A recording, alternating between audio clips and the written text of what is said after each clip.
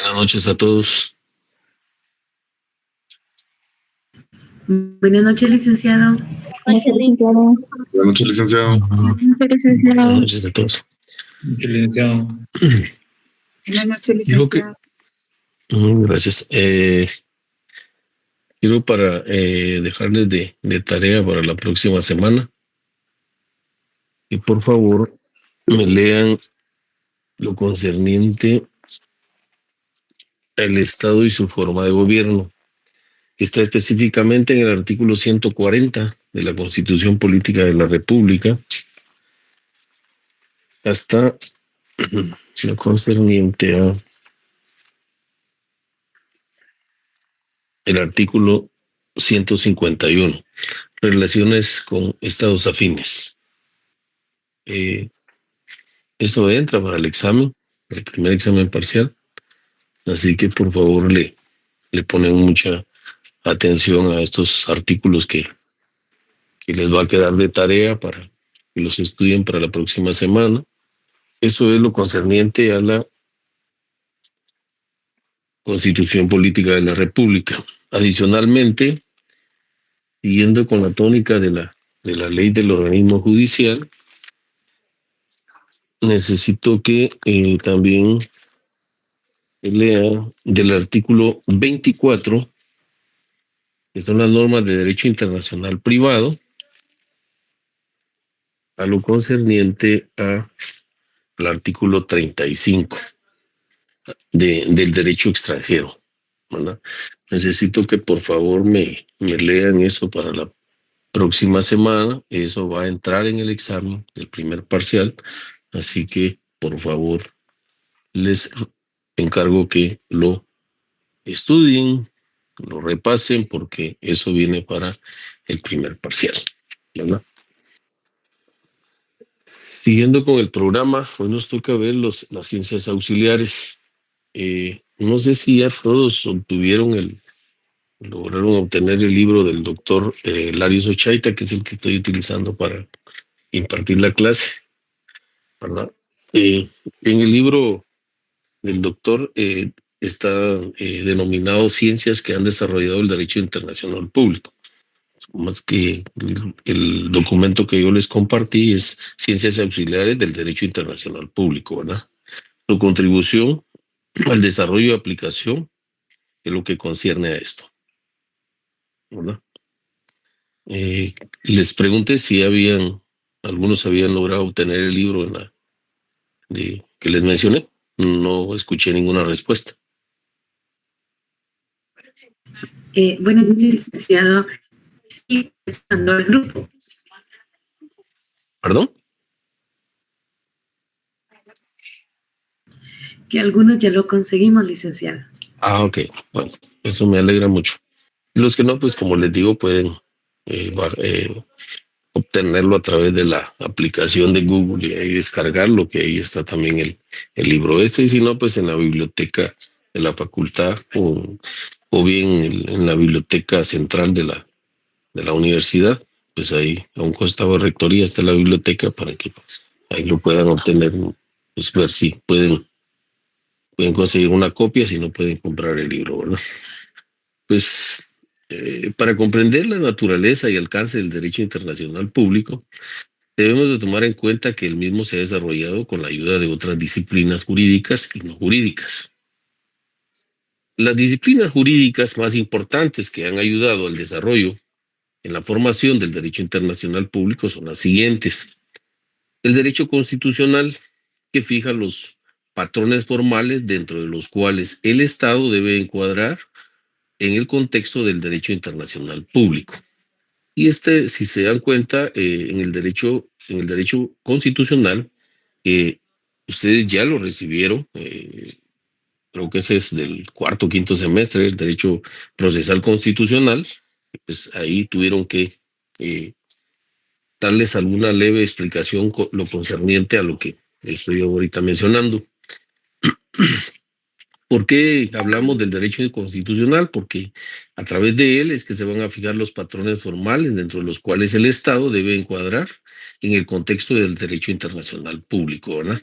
Es decir, la base fundamental de la Constitución Política de la República, y a través de ella es que el Estado como tal se va a ir interrelacionando y creando sus bases a través de los diferentes convenios que va obteniendo con los países con los cuales les interesa tener relaciones internacionales. El otro que nos interesa es el derecho administrativo, y ese es el que fija los procedimientos y señala los órganos competentes de su quehacer en el campo del derecho internacional público, ¿verdad? ¿Por qué hablamos del derecho administrativo? Porque efectivamente, tal como lo dice, él nos dice cuál es el procedimiento que debemos de tener eh,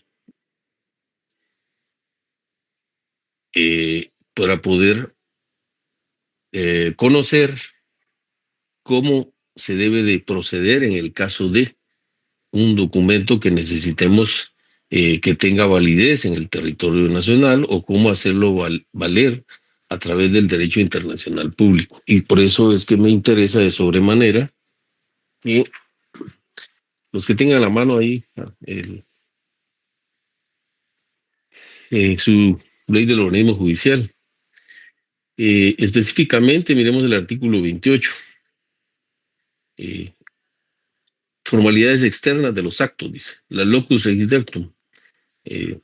Esto concierne a las formalidades extrínsecas de los actos y negocios jurídicos que se regulan de acuerdo a la ley del lugar de su celebración. Es decir, que a través de este procedimiento administrativo, pues la misma ley en el artículo 28 nos establece cuáles las formalidades que tenemos que llevar a cabo para que ese negocio jurídico que se celebró en el extranjero, pues pueda tener vigencia aquí en Guatemala, o en su defecto viceversa, para que pueda tener efecto en el país con el cual o donde se haya celebrado el negocio jurídico que las partes hayan acordado, ¿verdad? Por eso la importancia, y se recuerdan que en su momento, en el inicio de clase, cuando empezamos la presentación, pues yo les hice ver que era muy importante que habían unas palabras que para algunos iban a ser novedosas, que nunca las habían escuchado, pero aquí están, no hay manera de perderse. La locus regit actum, está también la lex loci celebrationis, que son la forma de validez de los actos. Las formalidades intrínsecas, dice, de los actos y negocios jurídicos se regulan de acuerdo a la ley del lugar de su celebración. Y en el artículo 30, que es el lugar de cumplimiento de los actos, es la lex loci executionis. Si el acto o negocio jurídico debe cumplirse en un lugar distinto a aquel en que se celebró, todo cuanto concierne a su cumplimiento se rige de acuerdo a la ley del lugar de su ejecución, ¿no? Y luego en el artículo 30, miren, esto es bien importante que lo tengan presente.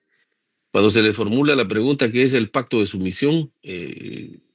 Pues saber, Claudia, ¿qué me puede decir para usted qué es el pacto de sumisión?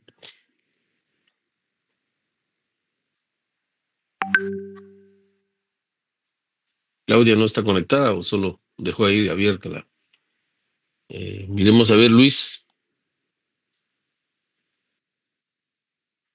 Miren, es importante, como se los dije a un inicio, que deben de conectarse, no solo dejar ahí para que digan que yo estoy presente, pero porque creo que tampoco les gustaría que yo hiciera lo mismo con ustedes, ¿verdad?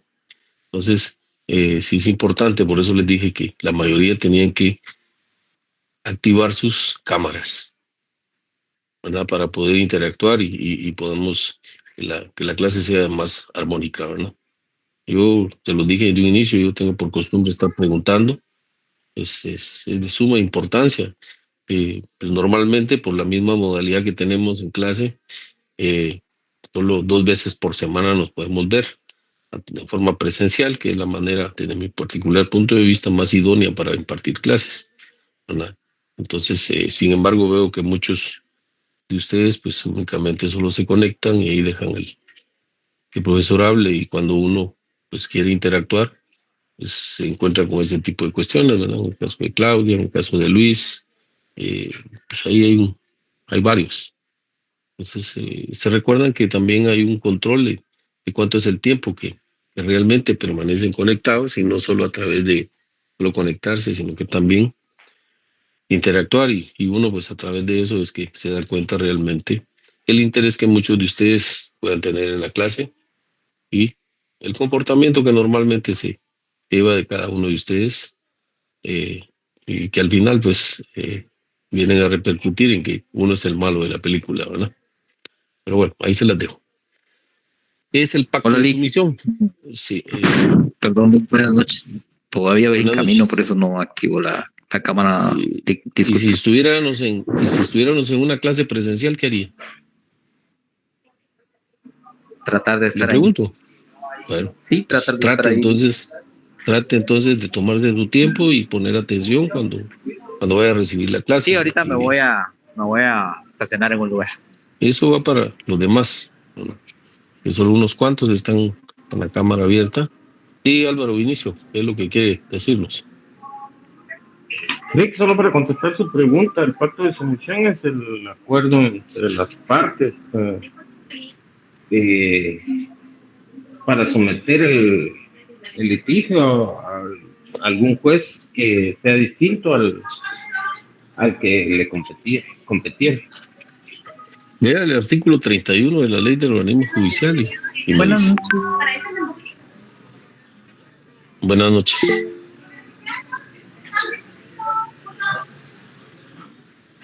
Léalo.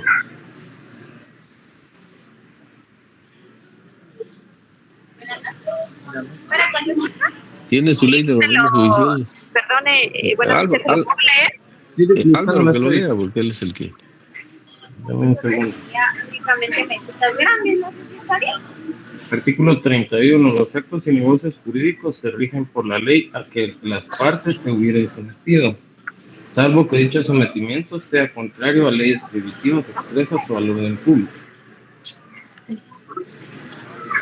¿Qué nos quiere dar a entender ese artículo 31 cuando hablamos de pacto de sumisión? ¿Verdad? Que cualquier acto o negocio jurídico que las partes de común acuerdo quieran celebrar deben de respetar, dice, o regirse de acuerdo a la ley.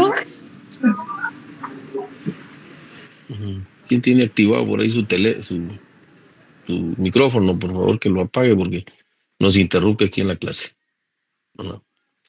Entonces, en ese orden de ideas, podemos decir que si A y B deciden celebrar un negocio jurídico en el Estado de México, pero ese negocio jurídico va a surtir efectos aquí en Guatemala, pues como consecuencia de eso es que tenemos que someternos a la ley, así como lo establece, por eso se llama pacto de sumisión, es someterse, ¿verdad? A eso se refiere, someterse es. Pero también tenemos que tener presente que eso, a las partes se sometieron, no debe de ser contrario a las leyes prohibitivas, expresas específicamente y que afecten al orden público. Por ejemplo, yo no puedo celebrar un contrato de compraventa o un negocio jurídico, como ustedes le quieran llamar, en el Estado de México, en la cual yo voy a comprar una tonelada de cocaína, ¿verdad? Para poder ser distribuida aquí en la ciudad de Guatemala. Y mi denominación es que soy comerciante. Esta misma norma nos dice que eso es prohibido. ¿Por qué? Existe una norma legal aquí en el Código Penal, ¿sí?, que tipifica esa figura, ¿verdad? Entonces, como consecuencia, no puedo celebrar ese negocio jurídico, aunque en el Estado de México lo permitan, pero en el Estado de Guatemala no se puede. Entonces, como consecuencia, no podemos someternos ese negocio jurídico o acto que queremos celebrar a celebrarlo acá para que surte efectos aquí en Guatemala. Entonces, por eso es la importancia que tenemos que tener y entender el por qué se llama o se denomina, de acuerdo a la ley, pacto de sumisión, ¿verdad? Pero también en el artículo 32 existe un sometimiento voluntario. Dice, en los casos que el acto o negocio jurídico se celebre en el exterior y vaya a surtir efectos en la República de Guatemala, las partes pueden someter dicho acto o contrato a las formalidades extrínsecas e intrínsecas que prescriben las leyes nacionales. Por ejemplo, el país de Holanda, en el cual se permite la diversidad de género. Estas dos personas, si bien es cierto, ¿sí?, deciden casarse allá, pero la persona, A o sea B, cualquiera de los dos, independientemente de qué persona me refiero, es de origen guatemalteco y ese matrimonio quieren que surta efectos aquí en Guatemala, eso no es permitido. ¿Por qué no es permitido, Abigail? Damaris, Abigail, ¿por qué no es permitido eso acá en Guatemala?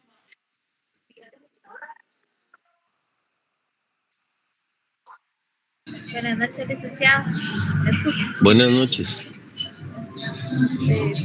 Pues porque es diferente las leyes de aquí, licenciado. No, vamos a ver, Hugo Rafael, vamos a escucharlo.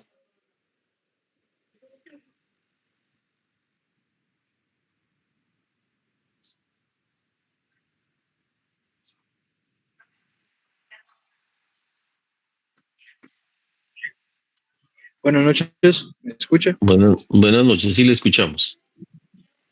Gracias. Yo creo que si es permitido, licenciado, media vez sea en Holanda. No, pues allá sí lo pueden celebrar, pero el problema es que tiene que surgir efectos aquí en Guatemala. Esa es la pregunta. A ver, Angie, que tiene levantada la mano ahí, a ver qué nos dice. Gracias, Lick. Disculpe que no encienda la cámara. ¿Me escucha? Sí, le escucho. No puedo encenderla, lo que pasa es de que se me corta un poco la señal. Y contestando a su pregunta, el matrimonio es una institución social protegida por la Constitución Política.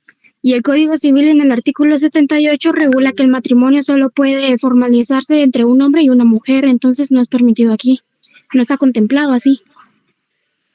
Es correcto y muy acertada su respuesta. Bien fundamentada. Eso es lo que debemos de entenderlo. ¿Por qué? Porque si bien es cierto, en Holanda pues, está permitido ese tipo de matrimonios, pero aquí en Guatemala no. Y si ella es guatemalteca o él es guatemalteco, no sé quién es solo esa manera de guisa que se los pongo, no es posible que, o sea, ese documento que lo quieran hacer valer aquí en Guatemala. ¿Por qué? Porque pues, precisamente es contrario a las leyes expresas aquí en Guatemala, como muy acertadamente lo digo alguien, en la Constitución Política está reconocido el matrimonio, pero de hombre y mujer, igual como lo regula en el artículo 78 del Código Civil. Como consecuencia, es nulo de pleno derecho ese matrimonio aquí en Guatemala. Allá en Holanda, en cualquier otro país que lo permita, pues para ellos puede surtir efectos, pero para efectos acá, en Guatemala, no surte efectos, ¿verdad? Y luego en el artículo 33 de lo procesal, dice, la competencia jurisdiccional de los tribunales nacionales con respecto a personas extranjeras sin domicilio en el país, el proceso y las medidas cautelares se rigen de acuerdo a la ley del lugar en que se ejercite la acción. ¿Qué es lo que nos quiere dar a entender esta norma en el aspecto procesal? Es decir, que si voy a reclamar alimentos de otra persona que es extranjera, pues obvio, nos tenemos que regir de acuerdo a la ley del lugar donde se va a ejercitar la acción. Y si la acción la voy a ejercitar aquí en Guatemala, pues obvio, el extranjero o a quien sea demandado tiene que someterse a la ley guatemalteca, ¿verdad? Que allá en Estados Unidos, pues es permitido darle una mínima cantidad, ok, pero acá es el juez el que fija la cantidad y él dispone de acuerdo a la capacidad, la misma ley lo establece, de acuerdo a la capacidad del que lo recibe y del que lo necesita, ¿verdad? Son varios aspectos que tiene que considerar el juez para fijar esa pensión alimenticia. Ese es el aspecto procesal. Y luego en el artículo 34 nos habla de lo referente de la jurisdicción, ¿verdad? Que todos los tribunales guatemaltecos son competentes para emplazar a personas extranjeras o guatemaltecas que se encuentran fuera del país en los siguientes casos. Y nos menciona tres incisos. Uno dice cuando se ejercite una acción que tenga relación con actos o negocios realizados en Guatemala. Y B, cuando se ejercite alguna acción concerniente a bienes que estén ubicados dentro del territorio guatemalteco. Y C, cuando se trate de actos o negocios jurídicos en que se haya estipulado que las partes se someten a la competencia de los tribunales de Guatemala. Por eso normalmente en los contratos, y ustedes lo tienen que ver, o ya lo vieron en notariado, pues las partes, dice en la parte ya casi final de la redacción del instrumento público, normalmente las partes se someten renuncian al fuero de su atracción y se someten a los tribunales que la otra parte elija. Y normalmente es el acreedor, especialmente si es un mutuo con garantía hipotecaria o fiduciaria, pues automáticamente el banco o o cooperativa o la institución que les va a hacer el préstamo, ellos se van a beneficiar diciendo que cualquier acción se va a realizar en territorio guatemalteco y específicamente aquí en Ciudad Guatemala, ¿verdad?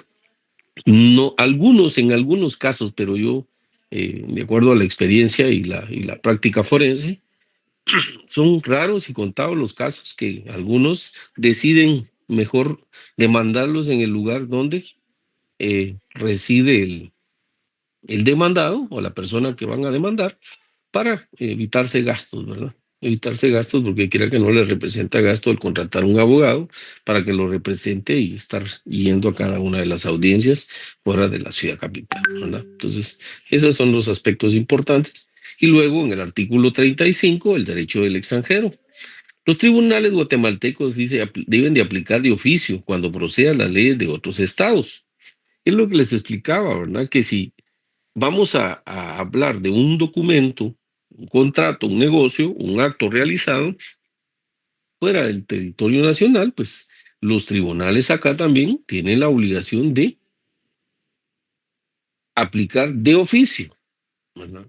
El juez o el magistrado debe aplicar de oficio las leyes extranjeras de otros estados cuando proceda, lo tienen que hacer de oficio. O bien el que lo alegue el derecho extranjero, por ser extranjero, pues tiene que acreditar a través del procedimiento que establece la ley para poder acompañar ese documento, ¿verdad?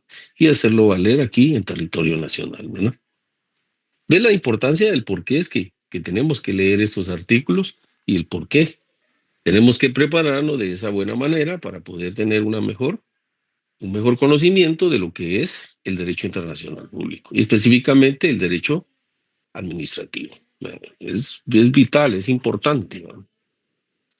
También tenemos, luego de hablar del derecho administrativo, y podemos ver que también está el derecho financiero, que nos da los lineamientos de las disposiciones arancelarias en el campo de la integración y cooperación internacional.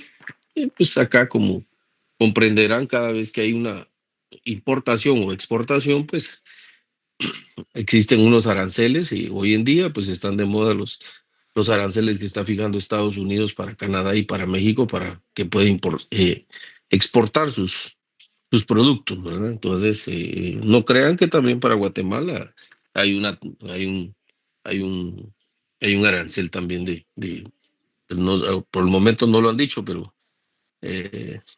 ténganlo por seguro que para nosotros hay un arancel especial. Álvaro Vinicio quería preguntar o ahondar algo más, ¿no? Pregunto. ¿Que tiene levantada la mano todavía? Perdón, Lick, se me olvidó bajar. No, ok. Y así tenemos también que el derecho mercantil, que nos presenta el camino del actuar de las grandes sociedades multinacionales y transnacionales, así como el camino a seguir en la cooperación e integración de los estados, ¿verdad? Pues hoy en día, pues para todos es de conocimiento público que hay muchas empresas, entidades, sociedades multinacionales y transnacionales que actualmente tienen ¿cómo se llama? Sus extensiones, les digo yo, porque al final son sus sucursales, el caso de Walmart, el caso de Pricemart, etcétera, ¿verdad? Varias empresas que hoy en día todos las conocemos, pero cuyo origen es capital estadounidense, ¿verdad? O bien puede ser capital de otro país que decidió invertir acá en territorio nacional, ¿verdad? El otro aspecto es el derecho penal. Y este nos fija la tipificación y encuadramiento y criterios de los delitos de carácter internacional, tales como la piratería, el tráfico de estupefacientes, la trata de blancas, trata de personas, etcétera. Algunos refieren esto al derecho internacional privado, ¿verdad? Y también tenemos el derecho civil, que regula las situaciones jurídicas de personas jurídicas e individuales frente al quehacer jurídico internacional, ¿verdad? Pues dentro de las disciplinas no jurídicas que más han concurrido a la formación sustantiva del derecho internacional público, de las que les acabo de mencionar, del derecho constitucional, administrativo, financiero, mercantil, penal, civil, pues estas son las que han, por decirlo así, ayudado. Pero también están las disciplinas que no son jurídicas, que sin embargo han concurrido a la formación sustantiva del derecho internacional público. Y estas son la historia, ¿verdad? ¿Y qué pasa con la historia?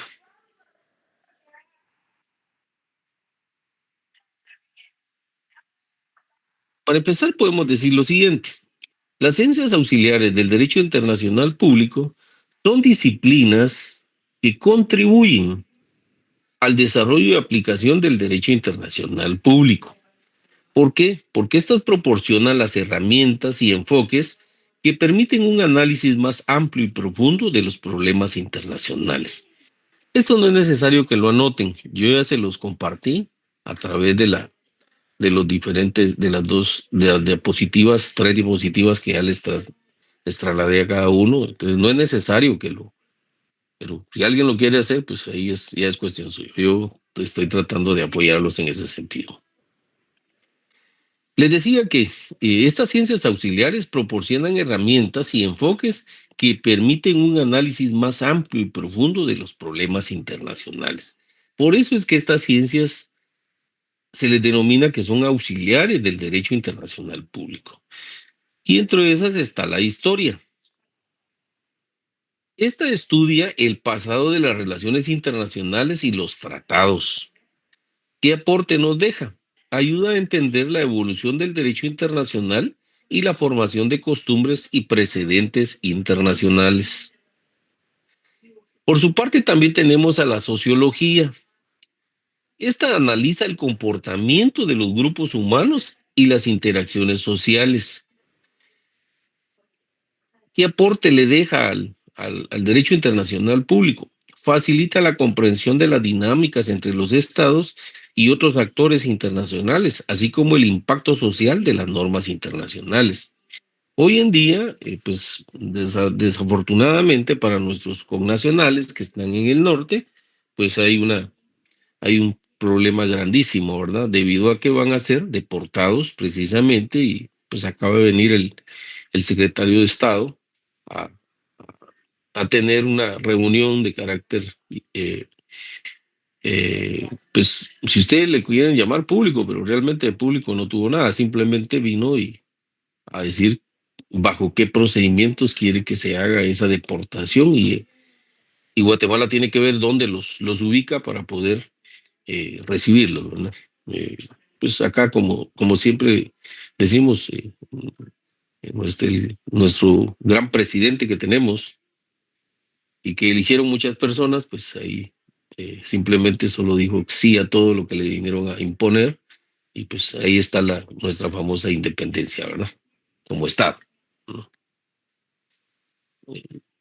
El otro es la política, y esta es la que juega un rol, pero les digo, muy importante dentro de las relaciones internacionales. Este estudia el poder, la gobernanza y las relaciones entre los estados. ¿Qué aporte deja al derecho internacional? Pues ayuda a interpretar el contexto político en el cual se aplican y negocian las normas del derecho internacional público. Pero ¿será que Guatemala negocia esas normas del derecho internacional público?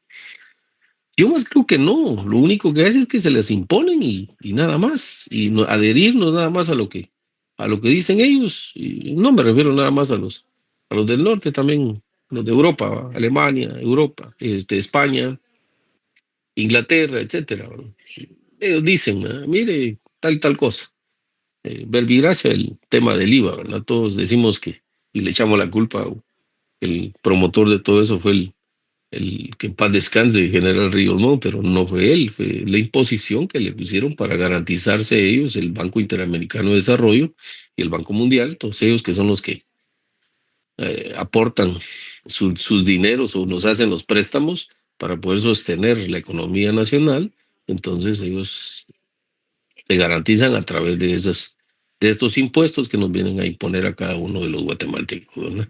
Y sin embargo después venimos y venimos a decirle al que es culpa del presidente, que es culpa del Congreso. No, simple y sencillamente esa es la forma de poder negociar a través de la política que se da entre los estados, ¿no?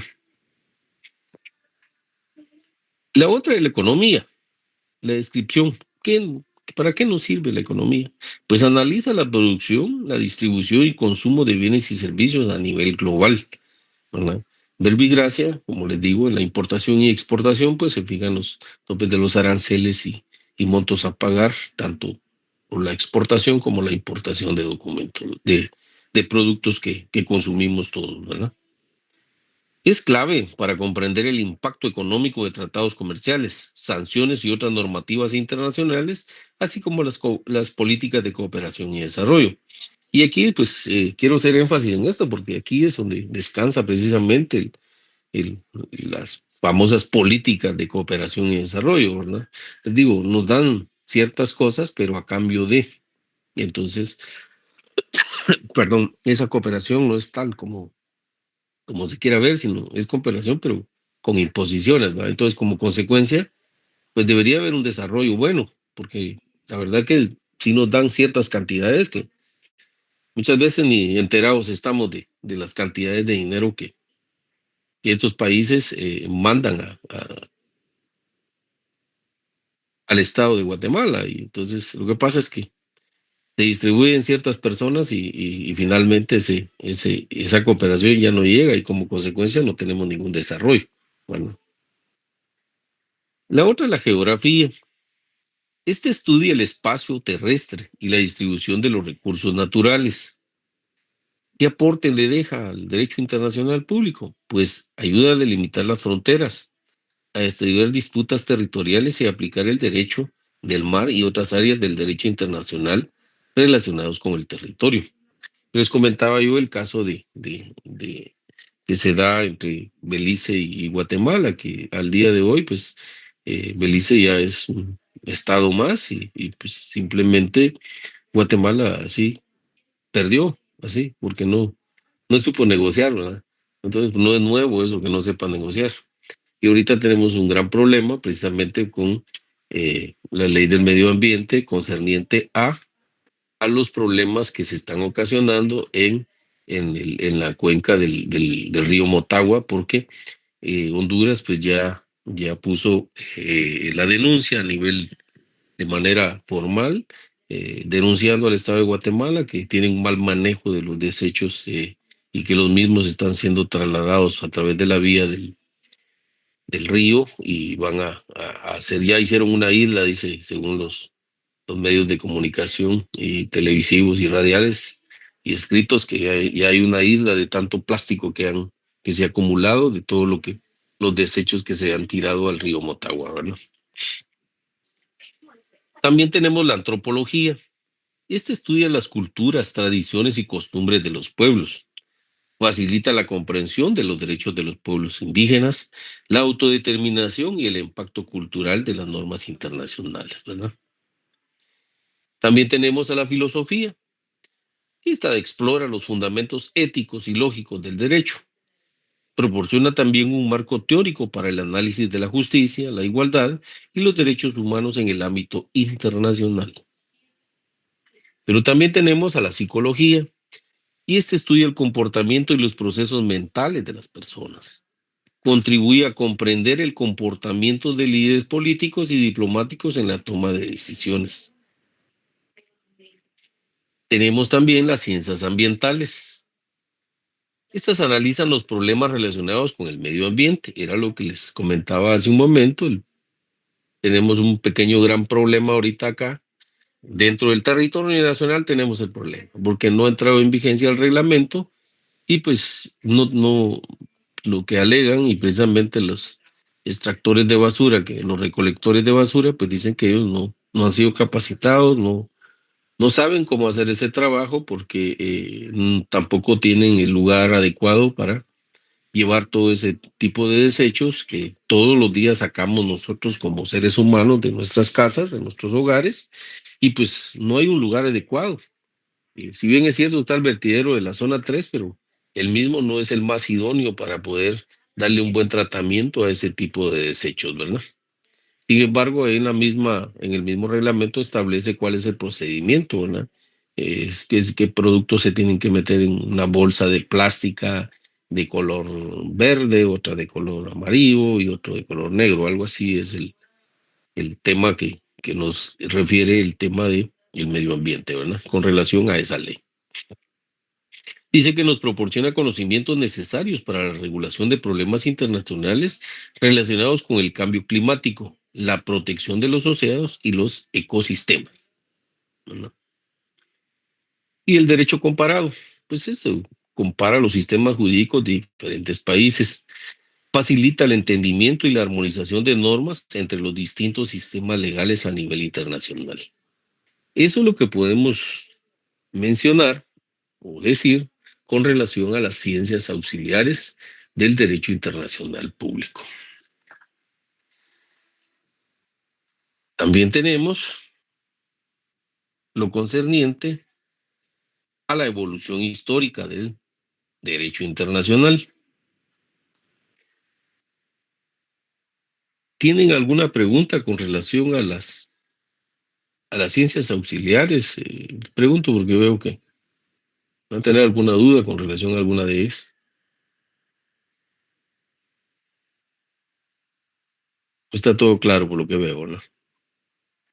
Sí, gracias, licenciado, todo claro. Ok, bueno, entonces continuemos con el desarrollo. Ahora miremos lo concerniente a la evolución histórica del derecho internacional. Pues el derecho internacional ha evolucionado a lo largo de los siglos para adaptarse a los cambios en las relaciones entre estados y actores internacionales. ¿Y por qué les digo que ha evolucionado? Si se dan cuenta, todas las ciencias auxiliares que ya hemos visto, el derecho constitucional, el derecho penal, el derecho administrativo, el derecho civil, etcétera, pues han venido evolucionando a raíz del tiempo por las mismas relaciones entre los estados. Hoy en día, pues hay muchas leyes que para nosotros, les menciono una, por ejemplo, la ley de lavado de dineros y otros activos. Esa ley no existía acá en nuestro país. Sin embargo, fue más o menos como en el año 2002, 2005 que empezó a entrar en vigencia esa ley acá, producto de, porque era la única forma de poder detener o regular la conducta ilícita de muchas personas que se dedican a ese tráfico de productos o estupefacientes que dañan a la salud de la población, ¿verdad? Entonces, para tener un buen control de eso. Adicionalmente, para evitar ese famoso dinero que sale de un lado y entra a otro y se invierte y al final, pues son dineros o sumas de dinero que son de procedencia ilícita, ¿verdad? Que realmente pues los que se dedican a ese tipo de cuestiones se las ingenian para evadir el pago de los impuestos respectivos y como consecuencia, pues ahí está el por qué se tipificó en nuestro país ese tipo de delitos, ¿verdad? Pues a nivel internacional se llama ley de blanqueado. Acá en nuestro país se llama ley de lavado de dinero y otros activos. Y resulta que, como estamos hablando de historia de la evolución del derecho internacional y específicamente el caso que les puedo traer es un caso que se dio en Europa.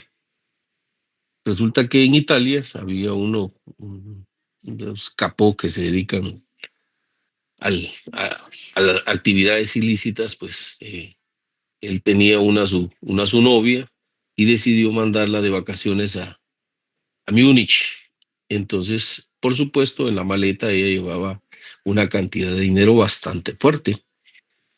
Y entonces, sí, como ustedes sabrán que hoy en día nosotros no podemos manejar en nuestro quehacer o nuestro gasto, por lo menos en Europa, no puede gastar uno más de $300 diarios de su cuenta, ¿verdad?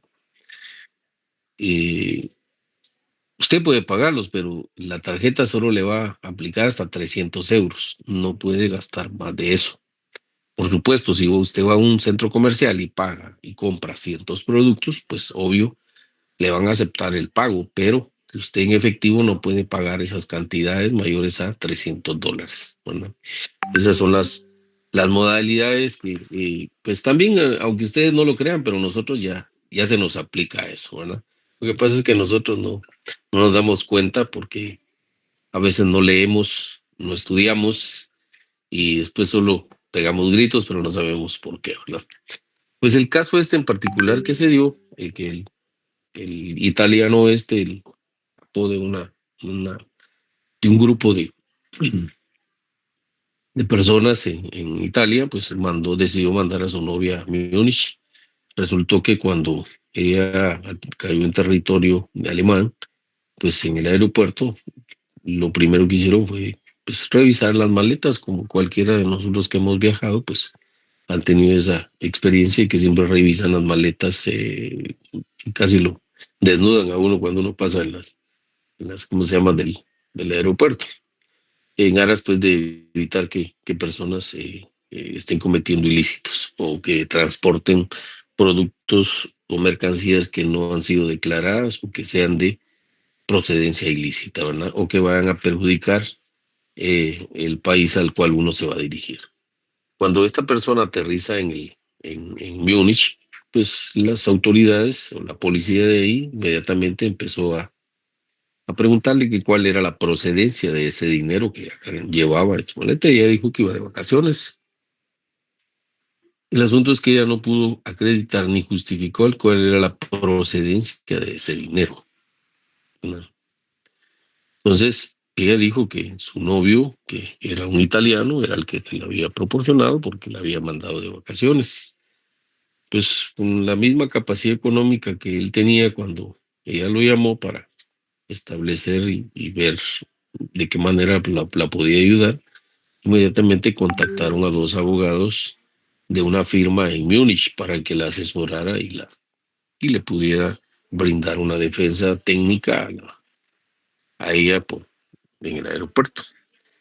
Como consecuencia de eso, pues les hicieron la transferencia de sus honorarios a los abogados y pues el gran tema acá fue que los mismos abogados también incurrieron en una actividad ilícita porque no pudieron probar cuál era la procedencia de ese dinero que les habían transferido. Y como todo fue a través de transferencia, pues detectaron que esa persona que les había hecho la transferencia no podía justificar, o ellos a la vez no podían justificar. Ellos decían y argumentaban que era producto del pago de sus honorarios, pero la procedencia de ese dinero con el cual les habían pagado era de una procedencia ilícita, porque esta persona ya la tenían dentro de las personas más buscadas, así como lo dice la serie de FBI, las personas más buscadas a nivel internacional. Entonces, como consecuencia, todo lo que él generaba era de carácter ilícito. No había ninguna licitud en los actos que realizaba. Entonces, como consecuencia, hasta los dos abogados quedaron detenidos precisamente por lavado de dinero, porque eso era lo que estaban haciendo prácticamente. Cuando él les pagó, pues lo que estaban haciendo era utilizando un dinero de procedencia ilícita, ¿verdad?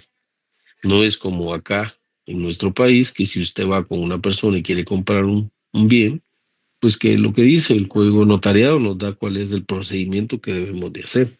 No podemos hacer transacciones mayores a 50,000 quetzales, ¿verdad? Si me equivoco, me corrigen. Tenemos que declarar bajo juramento las personas que comparecen al instrumento cuál es la procedencia de ese dinero, ¿verdad? Entonces, tenemos además que indicar que el pago se hace sobre el monto real del bien que se está vendiendo o que se está adquiriendo. Y todo se hace bajo juramento para no incurrir en un acto ilícito, ¿verdad? Entonces, eso es la manera de la evolución que les digo que ha sufrido, en este caso, el caso que les mencionaba es el derecho penal, ¿verdad?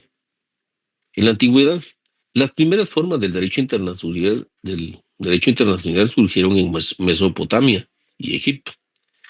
Los acuerdos entre ciudades-estado griegas y tratados romanos fueron ejemplos tempranos de normas internacionales, ¿verdad?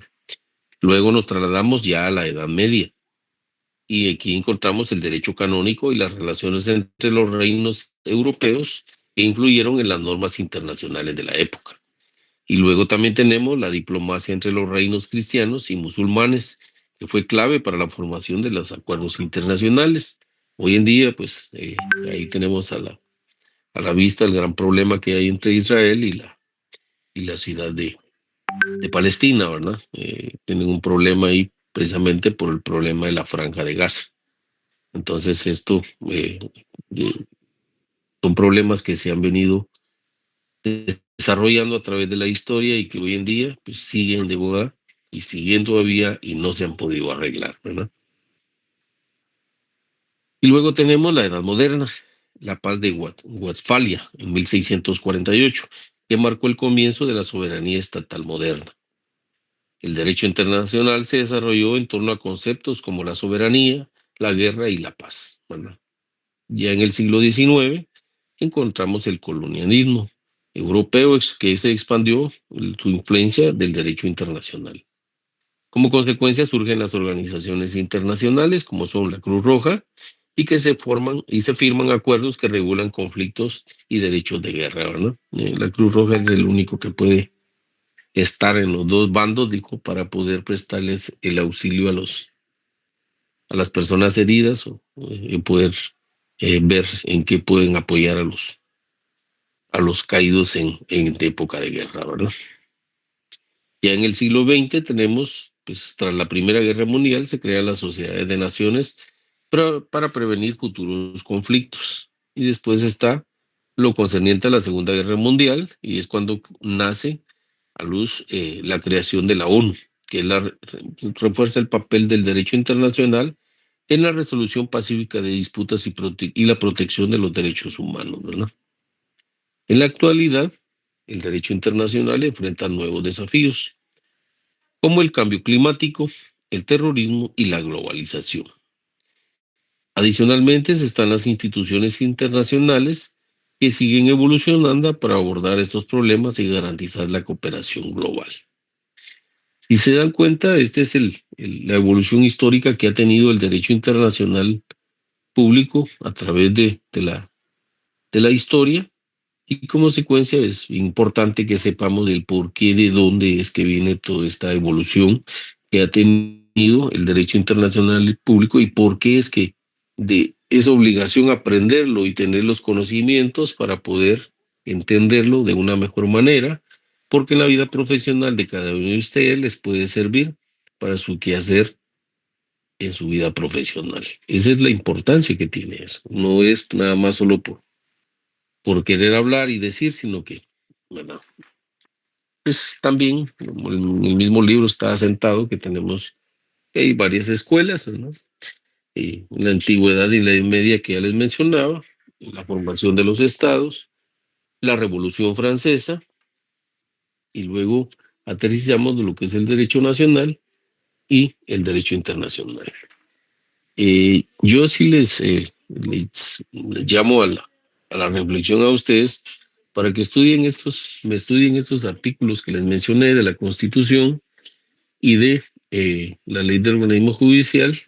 Es de mucha importancia que los estudiemos, que los aprendamos, especialmente estos que les estoy mencionando, del descendiente del artículo 24 al 35. Es bien importante que los estudien, los repasen y los traten de analizar ustedes para su propia conceptualización, porque les digo, es pero vital que cada uno de ustedes pues entiendan el por qué es que cuando hablamos de una locus regit actum, cuando hablamos de un estatuto personal, cuando hablamos de derechos adquiridos, ¿no? Entonces, la formalidad intrínseca y extrínseca de los actos y negocios jurídicos, entonces, que todo esto es de importancia que ustedes los estudien porque les van a servir para su aprendizaje, ¿verdad?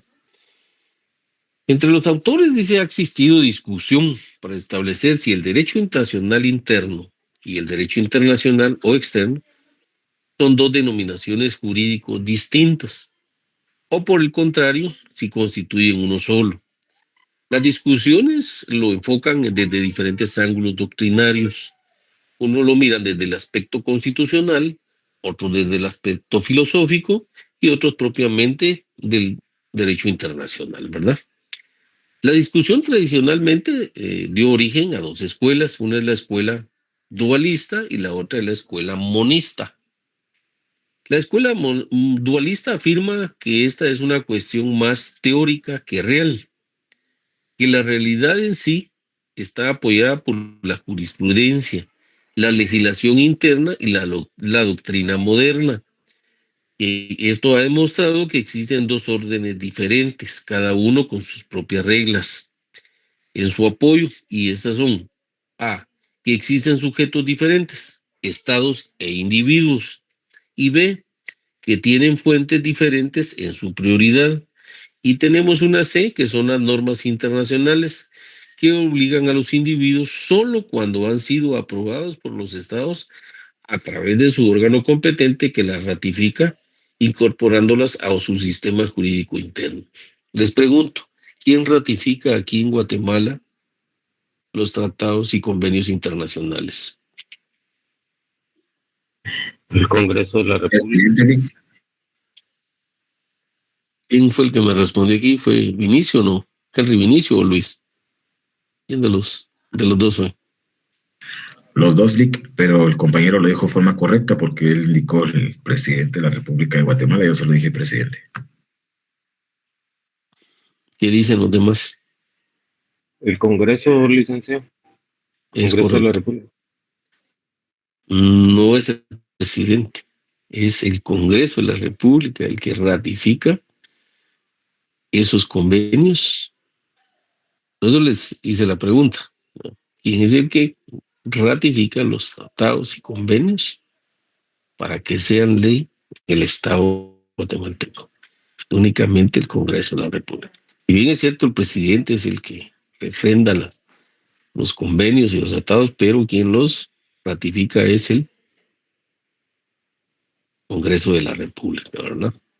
Entonces, miren, eso es bien importante que lo sepamos para poder entenderlo y que les va a servir a ustedes de una u otra manera, ¿verdad? En el quehacer. Ahora bien, ¿qué es lo que nos dice la escuela monista? La escuela monista afirma que el derecho interno y el derecho externo forman un solo ordenamiento armónico y que se manifiesta de un solo concepto. En caso de conflicto entre derecho interno y externo, algunos afirman que debe prevalecer el derecho interno, otros que debe de ser el derecho externo. Aquellos que sostienen esta segunda modalidad fundamentan en la imposibilidad de que exista oposición entre el derecho interno y el derecho externo. Sin embargo, sobre estos se sostiene que sí puede existir la posibilidad de oposición, pero en tal caso la oposición tendrá solamente efectos internos y ser provisional, hasta que él o los estados afectados soliciten su derogación y deberá obligatoriamente adecuarse al derecho internacional. La escuela moderada siempre ha tenido más seguidores. Tenemos a Verdross, Selé, Lauterpacht y Merkens y Westvich. ¿Qué es lo que sucede? Y voy a retrotraer el caso que les puse de ejemplo del matrimonio de los dos del que se celebró en Holanda. Desde su punto de vista ¿afecta un derecho interno o un derecho externo? A ver, quiero escuchar a Gilsi.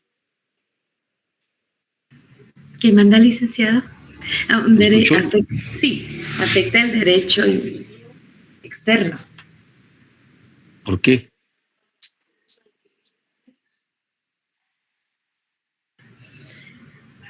Porque nosotros tenemos en la ley algo que confiere en la Constitución, pero en el caso externo no, porque se aplica la ley del país, si no estoy mal. A ver qué opina Ilse Andrea.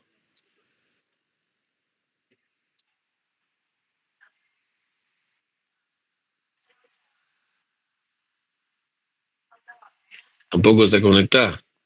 Vamos a ver, Juan Carlos.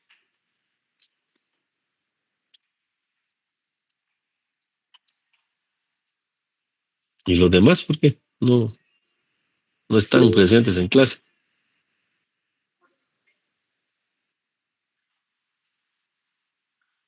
A ver, Alejandra Girón.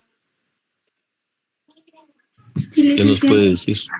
Solo me Le podría escucho. repetir la pregunta, por favor. Es que ya no tengo muy buena señal, pero sí estoy acá en la clase. Bueno. La pregunta es si el ejemplo que pusimos del matrimonio que se celebró entre una guatemalteca o guatemalteco, Holandés. Holandés, el matrimonio se celebró allá. Ajá. Sin embargo, el matrimonio pues, lo quieren hacer valer aquí en Guatemala. Ok. ¿Afecta el derecho interno o el derecho externo? Esa es la pregunta. Yo pensaría que afecta el derecho interno, porque como acá no está permitido dentro de nuestra ley, yo pensaría que afecta el interno. ¿Escuchó Ilse lo que acaba de decir la compañera? Porque como el externo, en el externo sí es permitido, entonces creería yo. Exacto. Está afectando un derecho interno, ¿verdad? Afecta un derecho interno, no el derecho externo. El externo no nos afecta porque si bien es cierto, allá está permitido, esa es la ley de ellos, pero para nosotros no, ¿verdad? Entonces, si se dan cuenta, en el único caso excepcional y que le digo su servidor, yo no lo comparto, se los hago ver así de un particular punto de vista. ¿Quiénes tienen por ahí a la mano su constitución? Tienen ahí a la mano, están en su casa, no creo que no tengan la constitución, salvo que estén en el mercado, estén ahí en el Super 24 o algo. Yo lo tengo a la mano. Así, sí lo tienen ahí a la mano. Bueno. Sí, licenciado, gracias. Fíjese que en materia de derechos humanos, dice, ahí es la excepción a la regla. Y eso es lo que a veces uno dice, bueno, y entonces, vamos a verlo, para que lo miremos y yo les voy a explicar mi razón por qué es que no, para mí no debería de ser bajo ese punto de vista, porque es un derecho pues que de una u otra manera lean el artículo. ¿Quién me puede leer el artículo 44?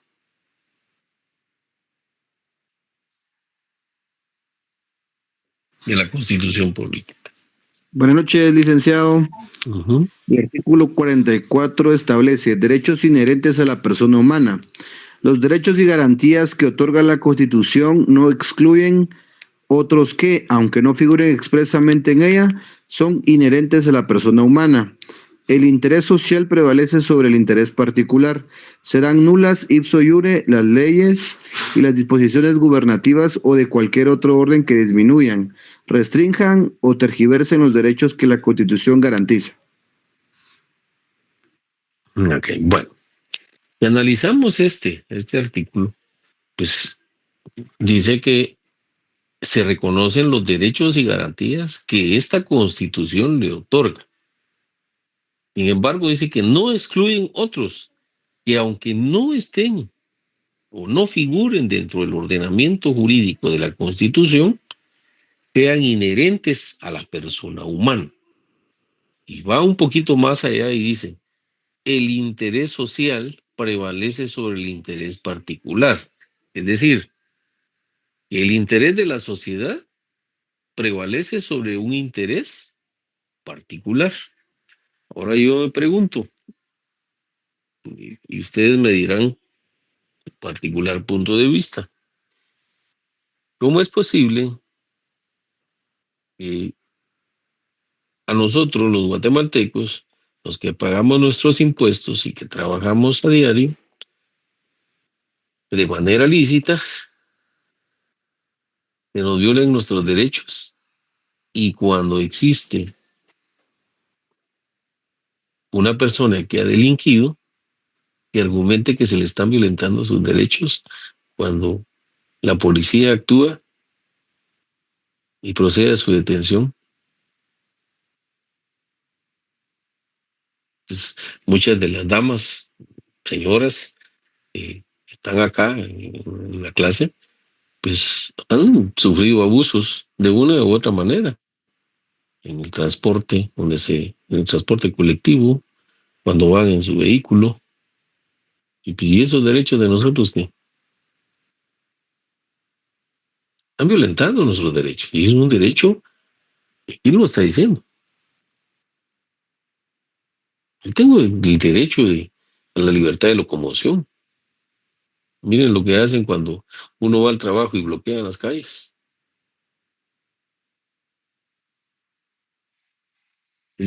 Se confunden lo que es libertad con libertinaje. Si una cosa es que ¿cómo se llama? Que manifiesten, porque está derecho, reconocido el derecho de asociación. Pero ¿será que ellos tienen derecho a vedarme a mí que yo llegue a mi trabajo para ganar el sustento de mi familia, o cualquiera de ustedes que a diariamente lo hacemos? Y cuando que ellos, pues, muy flamantes, están, aparte de eso, les pagan y obstaculizan el lugar donde uno se va conduciendo, y ¿qué? Ahí se queda uno varado y ya no puede hacer absolutamente nada. Pues eso ya transgrede más allá. Y para mí que ya están actuando en un acto ilícito que afecta el derecho interno de cada uno de nosotros, ¿verdad? Como sociedad, y solo por el interés de un particular. Y entonces ahí vienen las instituciones, y las acabo de mencionar, que se están violando los derechos, pero de estas personas, porque no les permiten la asociación o el estar manifestando. No, no es que se les esté prohibiendo. Simplemente lo que se quiere es que ellos manifiesten, pero el hecho que manifiesten no quiere decir que perjudiquen a otro, pues, ¿verdad? Miren lo que hicieron con la universidad. ¿Cuántos? La tuvieron casi año y casi 2 años, la tuvieron ahí en una cuestión de vandalismo, que no le puedo decir otra cosa. Destruyeron todo el patrimonio de la universidad. Destruyeron parte de lo que cada uno de nosotros pagamos de nuestros impuestos. Y muy chulos, libres, ¿verdad? ¿Qué hicieron en contra de estas personas? Absolutamente nada. ¿O qué se ha hecho? Absolutamente nada. Y no es que yo esté en contra de la manifestación o de la acción, no. Al contrario, qué bueno, pues está reconocido en la ley, hay que respetarlo, pero también que respeten los derechos de uno, ¿verdad? Porque por un particular no pueden afectar a la generalidad. Entonces ese es mi comentario con relación al por qué. considero yo que el derecho interno es el que se debe respetar de cada uno de nosotros como sociedad. No se diga como Estado, pues. ¿Verdad? Pero bueno, te los dejo ahí. Nos miramos el día lunes, primero Dios, en manera presencial. Que tengan un feliz descanso y feliz noche. Gracias, Lick. Feliz noche.